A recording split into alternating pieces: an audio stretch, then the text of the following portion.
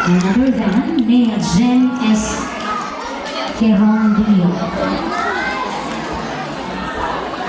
Ladies and gentlemen, from Mariano Peralta Elementary School, Nea Jen S. Querondio.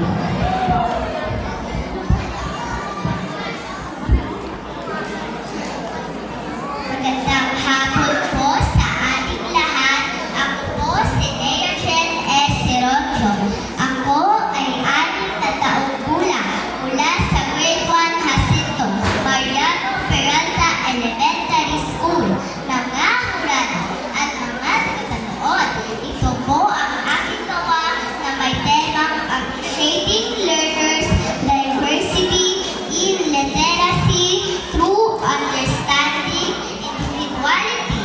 Ako ay isang mag-aaral na may pagpapahalaga sa aking pag-aaral at nakikinig ako sa bawat turo ng aking guro sa paaralan.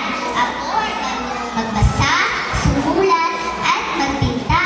Ako rin ay marunong maglaro ng basketball at badminton. Ako rin ay marunong magmano sa nakakatanda.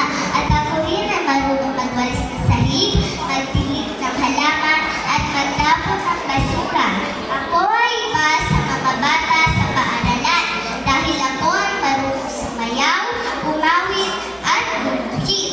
Ako ay gumuhit ng 7 lapis at ang isa ay naiba dahil ito ay palatandaan na kaya ng isang mag-aaral na magpag-isa.